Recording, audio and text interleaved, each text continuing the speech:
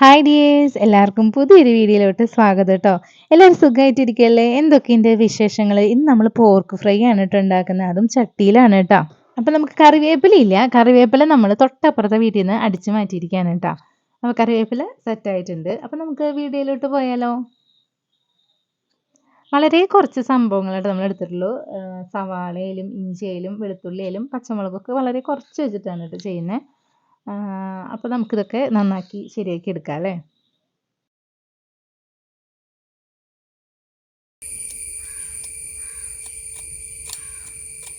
വേഗം വേഗം ചെയ്യാനേ, കുറേ പണികളുണ്ട്. നിങ്ങളെല്ലാവരും വീട്ടിലെങ്ങനെയാണ് പോർക്കിറച്ചിയൊക്കെ വെക്കുക ഒന്ന് പറയണം കേട്ടോ. അപ്പോൾ എല്ലാം നല്ലോണം വെള്ളത്തിലിട്ട് നന്നായി കഴുകി നമ്മൾ എല്ലാം അരിഞ്ഞ് സെറ്റാക്കി വെച്ചിട്ടുണ്ട്. മല്ലിയില നമ്മൾ കുറച്ച് ഉപ്പും മഞ്ഞൾപ്പൊടിയൊക്കെ ഇട്ട് അതും വെള്ളത്തിലിട്ട് വെച്ചിരിക്കുകയാണ്. അപ്പോൾ ലാസ്റ്റ് നമുക്ക് ഇടാനായിട്ട് ഇപ്പോഴേ നമുക്ക് ഇട്ട് വയ്ക്കാം ഉപ്പ് വെള്ളത്തിലൊക്കെ. അങ്ങനെ ചട്ടി ചൂടായപ്പോൾ നമ്മൾ വെളിച്ചെണ്ണ ഒഴിച്ചു. വെളിച്ചെണ്ണയിലേക്ക് നമ്മൾ വറ്റൽമുളക് ആദ്യം ഇട്ടത് കേട്ടോ. അത് കഴിഞ്ഞ് ഉള്ളിയാണ് ഇട്ടത്. ഉള്ളി ചതച്ചിട്ടാണ് കേട്ടോ നമ്മൾ ചേർത്തിരിക്കുന്നത്.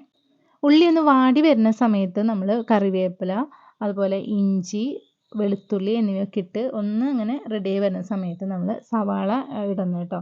സവാള നമ്മൾ ഇങ്ങനെ മൂടി വെക്കണം. എന്നിട്ട് ഇടയ്ക്കിടയ്ക്ക് നമ്മൾ ഇളക്കിക്കൊണ്ടിരിക്കണം. ചട്ടിയിലായതുകൊണ്ട് അടി പിടിക്കാൻ സാധ്യതയുണ്ട്. അപ്പോൾ നമ്മളിങ്ങനെ ഇടയ്ക്കിടയ്ക്ക് ഇങ്ങനെ ഇളക്കിക്കൊണ്ടിരിക്കണം. ഈ നേരത്താണ് ഞാൻ നാളികേരക്കൊത്ത് റെഡിയാക്കുന്നത്. നാളികേരക്കൊത്ത് നമുക്ക് ഇഷ്ടമുള്ള വലുപ്പത്തിൽ, ഇഷ്ടമുള്ള മീൻസ് ഇടാവുന്ന രീതിയിൽ. ചിലവർക്ക് തീരെ കനം കുറഞ്ഞതായിരിക്കും ഇഷ്ടമുണ്ടാവുക. ഞാൻ അത്യാവശ്യം ചെറിയൊരു സൈസിലാണ് കേട്ടോ അരിഞ്ഞെടുക്കുന്നത്. അപ്പോൾ അതൊക്കെ അങ്ങ് സെറ്റാക്കി വെച്ചിട്ടുണ്ട് കേട്ടോ. അതൊക്കെ സെറ്റായി കഴിഞ്ഞ് വരുമ്പോഴേക്കും നമ്മുടെ ഈ സവാളയൊക്കെ ഒന്ന് വഴണ്ട് ശരിയായിട്ടുണ്ടാവും. അപ്പോൾ അതിലേക്ക് നമ്മൾ മല്ലിപ്പൊടി, മുളക് പൊടി, മഞ്ഞൾപ്പൊടി, ഗരം മസാല ഒക്കെ ഇടുക. അങ്ങനെ ഇട്ട് അതെല്ലാം ഒന്ന് ഇങ്ങനെ നല്ലോണം മൂത്ത് വരണം. അപ്പോൾ ഇടയ്ക്കിടയ്ക്ക് ഇളക്കണം. ചട്ടി ആയതുകൊണ്ട് അടിയെ പിടിക്കും. വീണ്ടും പറയാണ്. അങ്ങനെ നമ്മൾ അതിലേക്ക് ഉപ്പിടണം. ഞാൻ ഉപ്പിട്ട് ഇച്ചിരി കൂടിപ്പോയി. അപ്പോൾ വേഗം അതിന് എടുത്ത് വെച്ചിരുന്നു കേട്ടോ. അങ്ങനെ അത് നല്ലോണം ഇളക്കി. ഞാൻ ഇപ്പോഴാണ് കേട്ടോ മസാല ഇട്ടത്. നമുക്ക് കുറച്ച് നേരത്തെ വേണമെങ്കിൽ ഇടാം. ഇപ്പോഴായാലും ഇട്ടാലും കുഴപ്പമൊന്നുമില്ല. കുറച്ച് പെരിഞ്ചീരകം ഇട്ടാലും നല്ല ടേസ്റ്റ് ആയിരിക്കും കേട്ടോ. അങ്ങനെ നമ്മൾ നാളികേരക്കൊത്ത് അങ്ങനെ അതിലേക്ക് ഇട്ടിരിക്കുകയാണ്. നാളികേരക്കൊത്തും ഇതൊക്കെ കൂടി നമ്മൾ കുറച്ച് നേരം മൂടി വെച്ച് ഇളക്കി ഒരു 5-10 സെക്കൻഡൊക്കെ ഇങ്ങനെ വെക്കുക. അപ്പോൾ നല്ലോണം അതിലോട്ട് മസാല ഇങ്ങനെ വരും കേട്ടോ.